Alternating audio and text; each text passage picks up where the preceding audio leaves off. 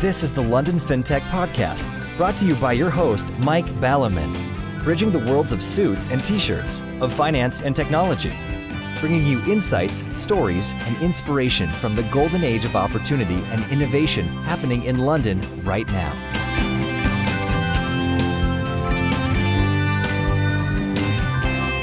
Hi, this is Mike, and just before we dive into a fantastic episode, I want to tee you up that after the show, I'm going to say a little about a couple of exciting London Fintech Podcast initiatives that folks have been requesting from me for some time. But first, an absolute cracker of a show. Hi, this is Mike Ballerman, and this is London Fintech Podcast episode 45, where we've just stepped out of Finovate, and I'm delighted to welcome Stephane Dubois, founder and CEO of Xignite, on the show today to take a deep dive into APIs, which are not only the very building blocks of much of fintech, but also set to become even more important with forthcoming legislation around opening up banking data. Xignite is a decade-old company, focuses on market data, and is one of the leading providers of financial APIs in the world, with more than 1,000 clients in over 50 countries. And they anticipate that in the first half of this year, they will do a staggering 1 trillion API calls. They must have a computer running full-time just to count that number. So what are all the facets to APIs? Why is something so techie of such importance? It seems to me, although no doubt, as usual, I'll be corrected by the real expert, that there are 5 major facets on the API diamond. The first is technical, second practical, third how they are used, fourth what they enable, and fifth where they are going. Just touching on the technical, the shiny-shoed boys and girls in the front row will know that API stands for Application Programming Interface. No poetic excess there. Computing makes massive use of functions, so just as you can press square root on your calculator, you can do the same in code. Or perhaps more interesting, in effect, have a button on your calculator that says direct line car insurance quote, which takes things like your age, registration number, make, model, postcode, and returns not the square root of 4, but, well, I guess an insurance quote. It's a bit like being able to turn a web page into a button on your calculator. So for example, you can also API into YouTube, and in the middle of your web page, see a YouTube video. We'll dive into other facets of APIs in the show, but for now, it's enough to know that APIs are the Lego bricks from which a huge amount of fintech functionality is built. So that's ultra high level, but of course the devil is always in the detail. What makes someone's API better than someone else's? How can companies own APIs? If they are as simple as I described above, then surely Direct Line and YouTube own their own API. Where do they run? Plenty to talk about, so let's get on with the show. Hi Stephane, thanks for joining me in this slightly noisy room today. Hello everyone, thank you very much for having me on the show, Mike. Listen, I've never thought of APIs as diamonds. You bring a whole new perspective here, but I think you're right.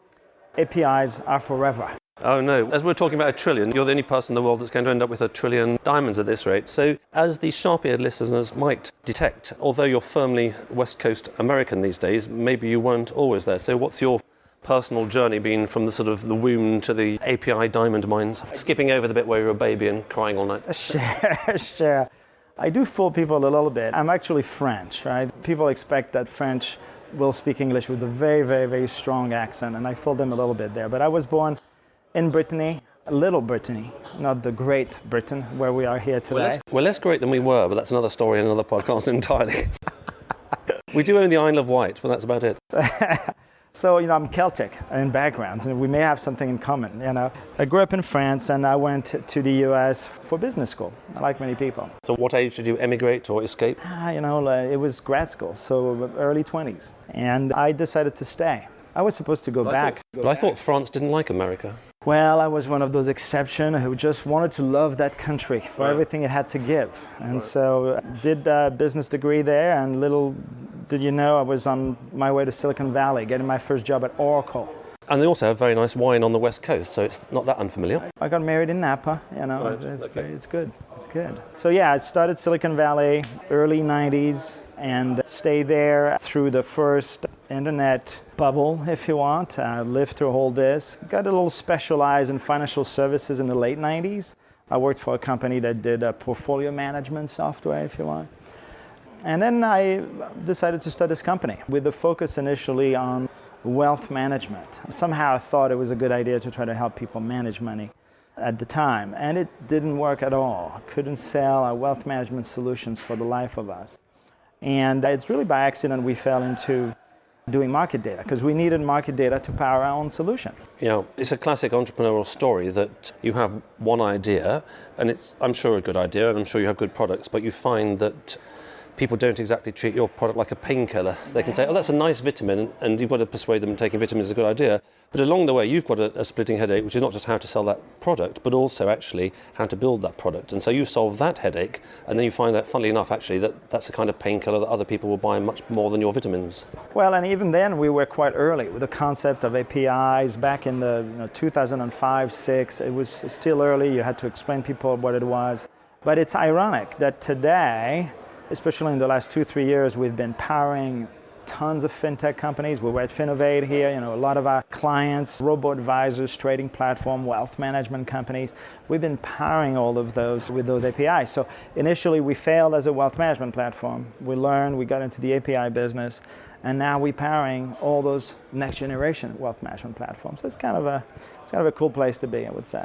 It's interesting because it's amazing how long these kind of revolutions take. And I was just thinking of my partner who took out another long podcast short, has been pioneering so-called smart working in the civil service, by which one means less sort of command and control from the centre. You don't have to sort of sit there and do what you're told. You're delegated stuff, and you can work anywhere. All these kind of more modern working practices. She co-wrote a book about 10 years ago, and 10 years later, she's still giving lectures on what the basic thing is. And so here you are, as you say, 10 years ago, you're having to explain to people what an API is. And now there's some idiot like me saying, oh, so what is an API then? I've heard it's something newfangled. And a bit like the Beatles, it took them 10 years to be an overnight success. Well, many technologies are rooted into much older things, right? The technical foundation for APIs was laid down in the late 90s. You had HTTP, you had some new protocols that were built that essentially are used today. It took 15 years for it to mature so that it could be used today. Yes, and I wonder whether part of that was the fact that the internet design, or certainly web design, was a cheap and shoddy thing in the first place, in that it got stripped down so it actually worked. And so all these ideas of semantic web weren't there, because it's really just a syntactic web. And therefore you have to layer another technology on the top, which enables me to use the YouTube page or your page to kind of create my own web stuff. Well, yeah, I think the way we like to think about it is like major waves of technology evolution. Before I even started my career, you had mainframes, right? Then you had mini computers. I worked on an IBM 360 at college. I did work for a mainframe company in the 90s as well that did go under. But then you had client servers. So I worked at Oracle, we had databases, we started building applications on this. That took, that 10 years, 15 years of that. Yeah.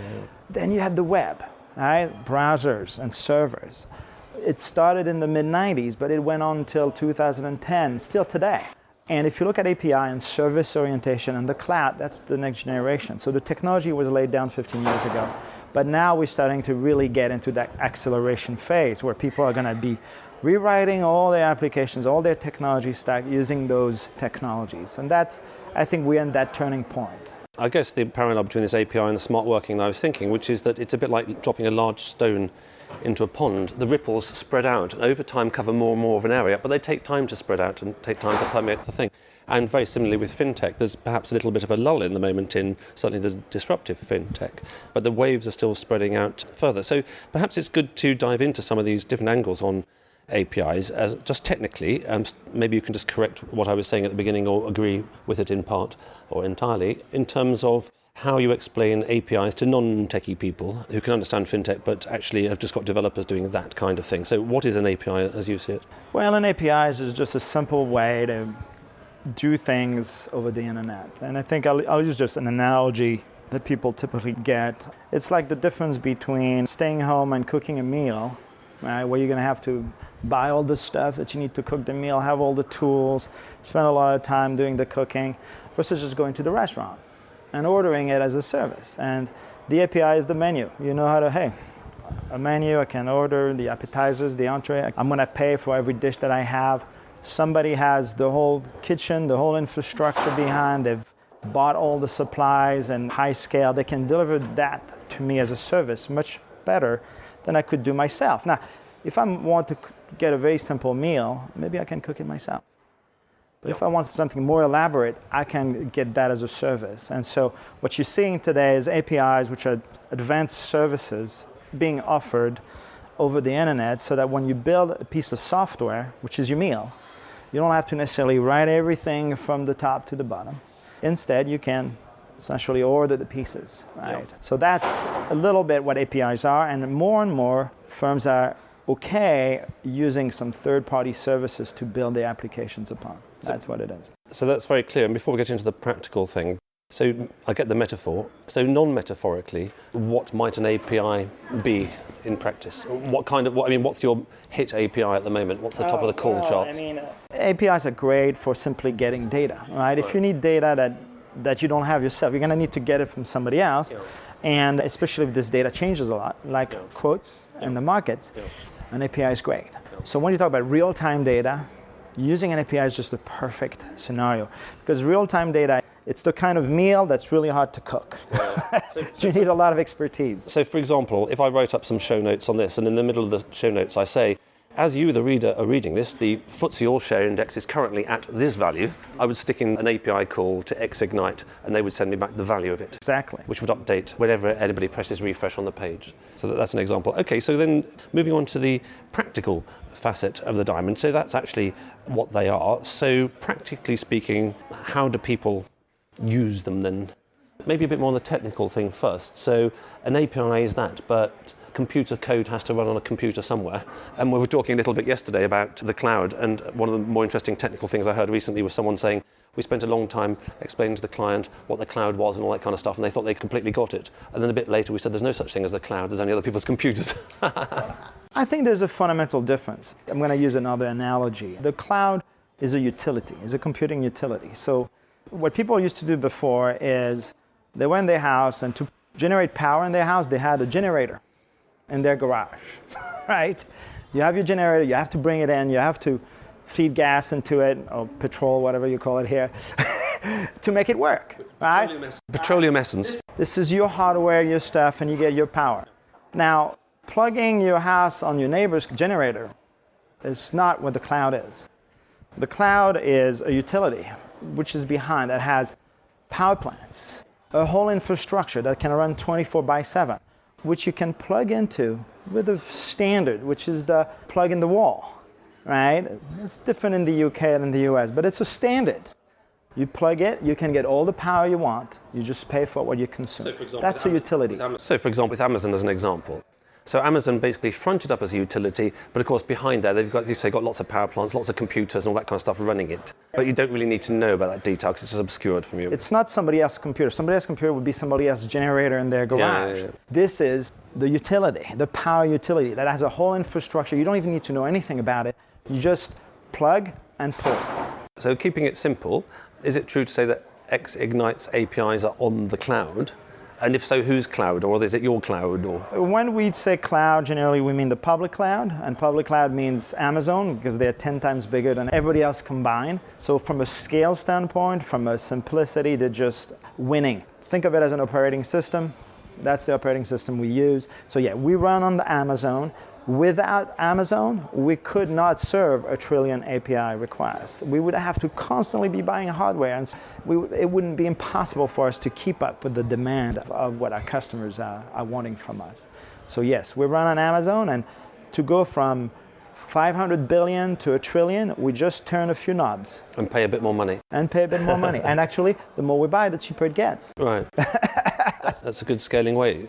Okay, so I get that in terms of what the API is, how they actually operate, and what the cloud is, and how the computers are behind it. So just taking the Xignite case we mentioned before about market data, so the API is on the cloud, so where's the market data? Is that also in the cloud? Well, we have to get it from other sources, from the exchangers, from vendors, and so we collect them through non-cloud sources, but we bring it in the cloud and we put it there so that everybody can just consume it, right? It's like, again, the power plant. We get raw material and we put it and we turn that into electricity that you can just keep pumping and pumping. You were talking before about mainframes, which is a phrase I haven't heard for a long time, but just thinking in my days when I was doing computer science, and we had an IBM 360 at Cambridge, and there was a whole priesthood and air-conditioned rooms and all that kind of stuff. And going back to client server stuff, you'd actually just sit on a sort of little terminal to access this sort of great beast of a machine. And then, of course, we go back to laptops, and you've got a nice laptop there. But in a way, metaphorically speaking, the whole thing's gone full circle, because it may be virtual, but there's a huge IBM 360 sitting there with all of the stuff in it. It is a very big IBM 360. Yes, it's actually a network of IBM 360s all connected together, and you don't even need to know what it is. Yeah. You don't really need to know that. So there's layers. It is a shared, mutualized infrastructure like an old mainframe, but there's a level of abstraction and a level of simplification that just didn't exist back in those days. No, indeed. Well, fortunately, all the IT engineers are being kept employed by the fact that actually it's harder to run than one think. So moving on to the question of how they're used, I saw an article you wrote a little while ago about API supermarkets. So you're pushing your trolley around and fill up your trolley with APIs and you check out. And apparently they didn't catch on particularly well, and you were talking about something about an inch deep, mile wide or something. So what's all that about? So how do people actually shop through a catalogue? I mean, you've got thousands of APIs, so they actually sort of sit there and page down until they find one, we like Square Root, or we like FTSE All Shared thing. Sure. Well, people used to write software from the bottom up, as I said earlier. And now they're willing to consume APIs and services. But what they like to do is go to a place where everything they need is available. API supermarkets, which is something you're just talking about, a concept that was developed in the early days of APIs, where it's like, we're going to have a catalog of, you can buy weather data and sports data and a little bit of financial data and all kinds of things. So you'd have completely unrelated data sets. The problem with that is that it was not a full solution, right?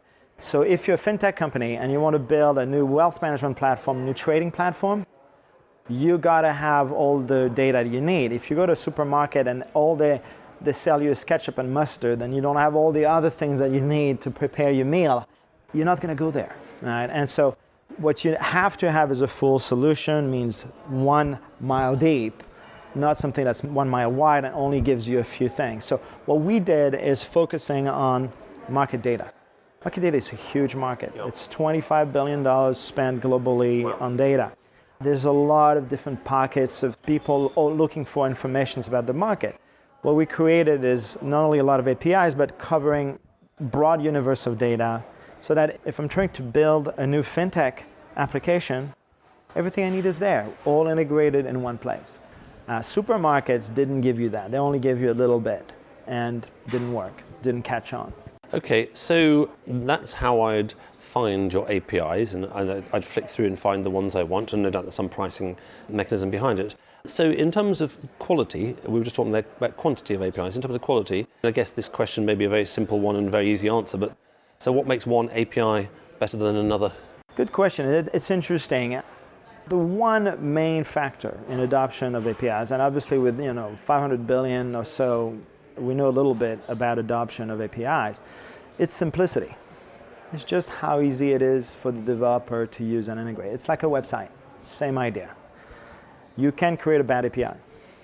You can create, especially if you take some data that you've got or some mainframe data, for God's sake. You expose that and you say, go and consume it. If you don't think about how the user is going to consume it, if you don't engineer it for usability, you're not going to get adoption. And there's been a lot of APIs built, a lot of them not usable. They don't get used. You don't have no adoption from it. So building things with the developer in mind, with them and what applications they're going to need to build and how they're going to integrate that is very critical. So there's the usability. And coming back to the cloud thing, because I didn't understand these kind of things, is there not a latency issue there? So if Amazon's got a computer in Seattle, for the sake of argument, and I press my button, it's going to take a little while for the electrons to run all the way to Seattle and back. Well, yes, there is. So certainly, using APIs wouldn't work to do like high frequency trading where you need nanosecond response or things like that. But for most web, mobile type enterprise application, it works well. And Amazon is actually also a global infrastructure. So you can have servers in the UK or in Asia or in South America or several parts of North America. So you can serve the data from not too far away and get proper performance that way. So it is a very distributed infrastructure and a very global infrastructure. So, we're finding that with technology getting better, with the scale getting better, it's possible to do things with APIs that before you would have had to have your own infrastructure. It's getting better, there's more adoption. But APIs are everywhere, by the way. there's a phone on this table where we're talking. All the data that's coming to your phone, all the mobile information is coming through APIs. It's around us. Internet of Things, all these devices connected to the internet, they all communicate via APIs. Cars communicate via APIs. So a different metaphor would be like a docking port. When you're sticking those sticky bricks together or something like that, API is a way that things stick to each other. Things communicate. Right? It's a simple way for those things to communicate, where I can be writing this application and somebody else wrote the other part, and we're actually different companies, different systems, but we can actually talk to each other. So this moves nicely, and before people think it's the London Computing Podcast, this moves nicely for those business people who are having trouble keeping up into, that's very interesting, what they are, but actually what do they enable? So we discussed what they are. So what do they enable? As you say, they're used in a lot of fintech. What kind of fintechs are sort of deeply embedded in this, and what parts of the fintech revolution wouldn't really exist unless APIs did? Well, one of the first robo-advisors, which is one of our clients, Wealthfront, their CEO, who founded the company many years ago, said that the whole business was enabled by APIs.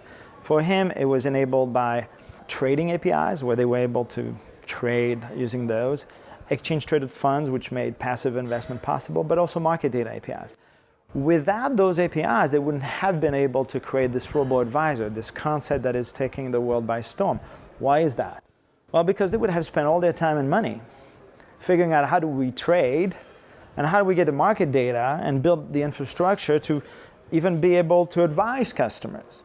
And they would not have been able to spend the time and effort reinventing advice so that it can be done by a machine instead of an advisor. So they were able to reinvent financial advice.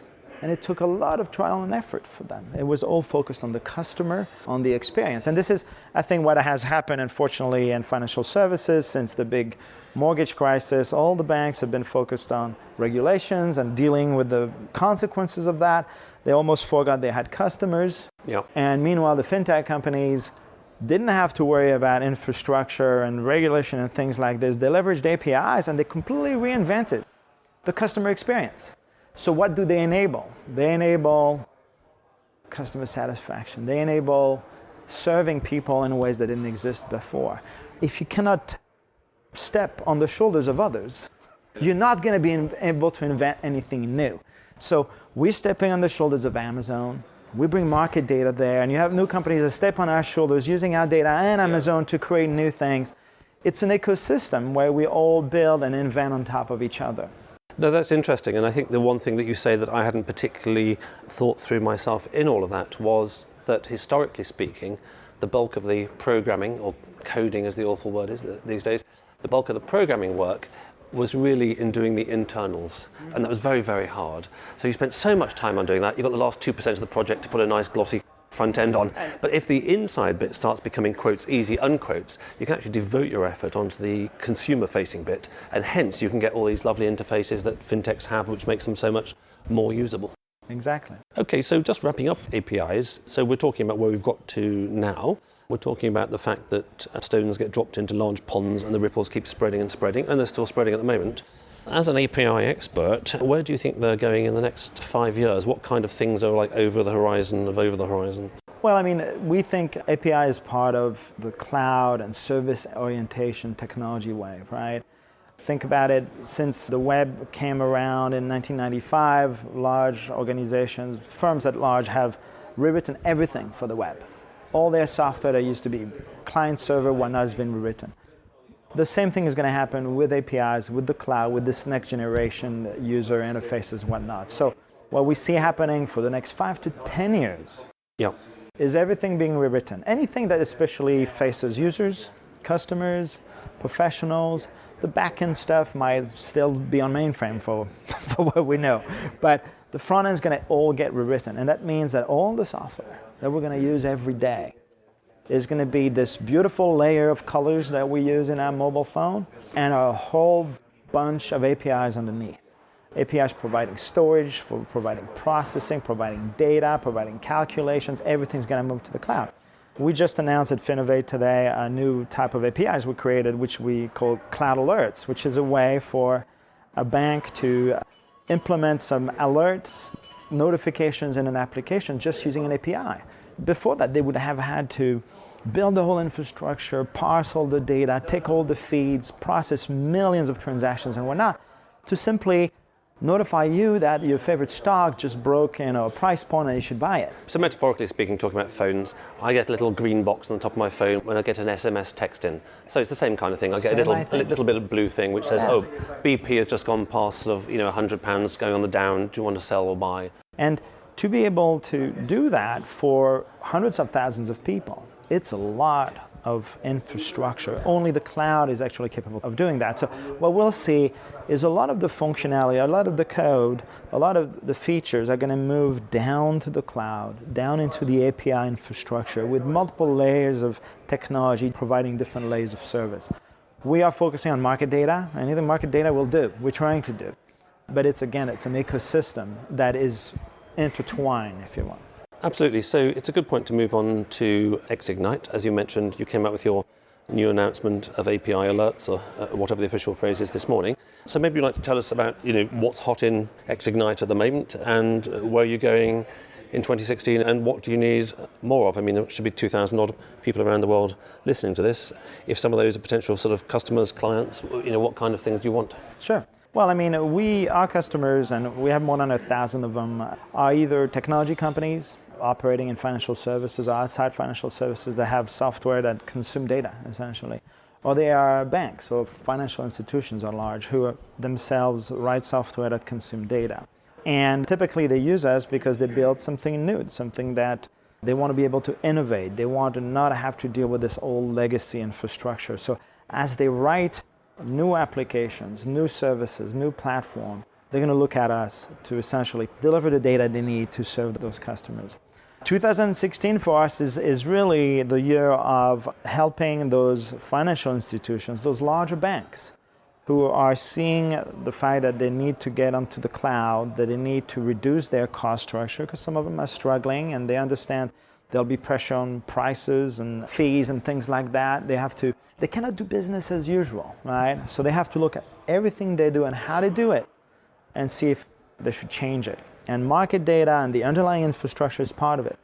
So what we want more of is banks, as they build new applications, say, let's not tap into our old stuff, the old mainframe, the old infrastructure, but let's move to the cloud, let's use APIs so that we can innovate and save boatloads of money. A couple of things just spring to mind, and you must hear it all the time in terms of that argument. The first one is, I've heard that, in terms of you've got your historic stack of IT in a bank or whatever, you can put a nice shiny coat around it, but it's still got the old stack, and it's not going to compete with a fintech if it's still sort of converting things into pounds, shillings and pence in the UK on a mainframe in COBOL right in the beginning, even if it's got nice shiny API. So that's obviously one challenge them. And then the second one is, by now getting a bit of an old subject, but you do still hear it all the time, which is, but isn't the cloud low security? How do you address these issues? Well, I think you always hear that. I think obviously banks are regulated. They have to make sure that their infrastructure, is safe. They have to respond to the regulator. But in truth, I think we've reached a tipping point. That is, if you look at Amazon, the scale of their infrastructure and the level of cost and of security and reliability that they've achieved, they're way past what any bank can do. Yeah. Right? And banks are still going down and still getting broken into. So we're talking about a mutualized infrastructure. We're talking about one infrastructure that everybody can share. There's really not a lot of value for every bank in the UK and the US getting the same data from the same sources, storing it all over again, spending millions of your money, by the way, as a consumer, just doing things in this way. The cloud is now safer than what the banks can do. It's more reliable than the banks can do. I think it's just a mindset. I mean, I remember when back in 1995, we built our first internet-based service in financial services. People were like, the internet is not secure. And you had SSL at the time, which was the standard. Today, we all buy stuff all the time. We put our credit cards everywhere. We look at our banking transactions, yeah. Back then people didn't even want to put their credit card information in. So just give it time and it evolves, right? So the simple answer is it matured so much, actually it's better quality now than the clients, unquote, quote unquote, in terms of the reliability. And then what about this challenge, which isn't an easy one to get around, which is that you've got this huge existing stacks in Citigroups or HSBCs or vast banks like that. They've got a million systems inside, and it's nice wrapping them up with APIs on the top, but you're still running through all these legacy stuff. That's obviously a challenge. Yeah, it is. And I would say, some of the big back office systems, they're going to probably stay the way they are, right? But the good thing about the cloud is you want to have, as you move some of your technology to it, you want to have to operate two technology stacks in parallel, because one is a stack that you have to operate, the other one is a stack that is completely out in the cloud. So you don't have to duplicate the technology in-house. So your unit cost is going down the more that move over there. Exactly. So what we'd encourage people to do is, as they build new things, migrate them over. You don't have to necessarily take the old stuff and try to re-engineer it. That can be difficult. There's a lot of constraints on large financial institutions on those old systems. But boy, for those new customer-facing bits, or trader-facing, portfolio manager-facing, for those, please come and get the cost savings. Good. Well, thank you very much for that, Stephane. Time's gone by fast as always, and I think you've explained it really clearly, really consistently about the advantages of this approach. And I think what really comes through is that somebody who spent 10 years working in this sector and 10 years refining your meal analogies and all this kind of thing, it ends up being simplified in the way that a good API gets simplified, and I can see why you guys are being so successful, and I wish you all good luck on your trillion calls in the first half of the year and 10 trillion in the second and 100 trillion next year. So thanks for coming today. Thank you very much for having me. It was fun. So those two initiatives I mentioned up front, both are designed to offset the overly one-way nature of podcasting. As someone who has listened to podcasts for years, I personally would love a chance to support my favourites and meet up with them and like-minded listeners, and I know many of you would too. The first initiative is a simple one. For some time, folks have been sending me kind feedback and asking how they can support the cause. Well, check out londonfintechpodcast.com/support. You can spread the word, leave a review on iTunes, and now donate towards the podcast. Patron-level donations will get special inside track content. The second is, for some time, folks have been asking for a London Fintech Podcast Live, exclusive member-only show in the real offline world. I've had a variety of ideas, from a breakfast or dinner to talk off record, and even more honestly about what's really going on, with a panel of guests and taking questions from the floor. Anyway, ideas vary, but live is the theme. So let me know what you want. Email me at mike@londonfintechpodcast.com with your preferences around format and price point, and let's see what we can make happen. Watching the firelight dance, watching the firelight dance. We could walk in the mountains before dawn, watching a happy moonrise, watching a happy moonrise.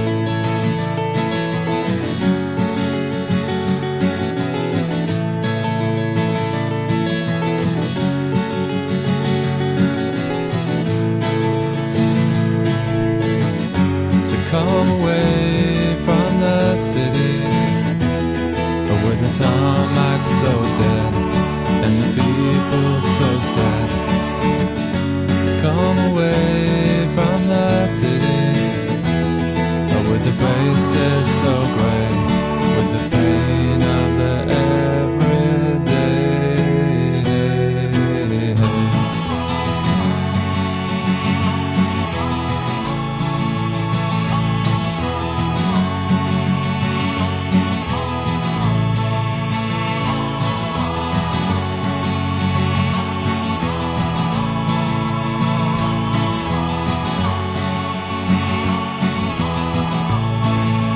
We are wild like the mountains and the trees.